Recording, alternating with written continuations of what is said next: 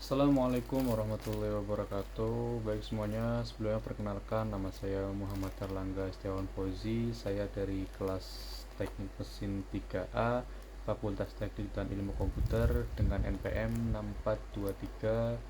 642300007. Di sini saya akan meresum sebuah buku yang berjudul Keselamatan Kerja, Peralatan Bengkel dan Perawatan Mesin, karya dari Dr. Andos Daryanto dan diterbitkan oleh Alpha Beta pada tahun 2010. Jadi sebelumnya saya membuat video ini guna melengkapi tugas literasi yang ketiga.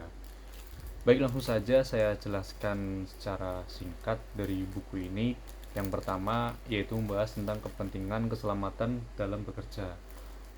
Keselamatan dalam bekerja itu harus kita usahakan, harus kita ciptakan, meskipun kecelakaan itu tidak semena-mena adanya takdir, tapi kecelakaan dalam bekerja pastinya bisa kita cegah dengan cara mentaati peraturan dalam keselamatan kerja.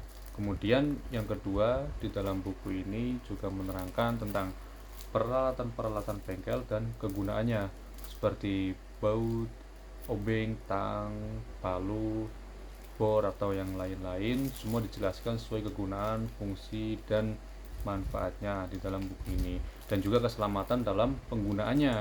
Tentunya ketika ingin menggunakan alat-alat di dalam bengkel harus diperhatikan kondisi alat tersebut guna menciptakan keselamatan ketika bekerja di bengkel. Dan yang ketiga juga perawatan mesin. Di sini penulis menyatakan bahwa perawatan mesin termasuk upaya dalam menciptakan keselamatan kerja, bukan hanya sekedar memperpanjang umur alat. Perawatan mesin mencakup antara lain seperti pelumasan, pendinginan, dan yang lain-lain.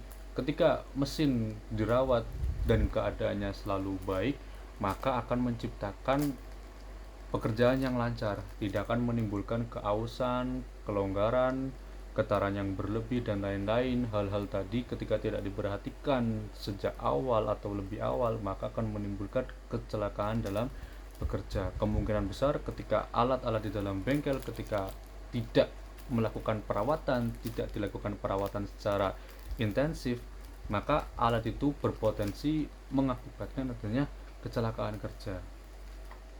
Dan yang ketiga, kesehatan di dalam bekerja. Selain alat yang menyinggung dalam keselamatan bekerja, tentunya di lingkungan pekerjaan juga dalam buku ini dibahas tentang kesehatan di dalam lingkungan kerja.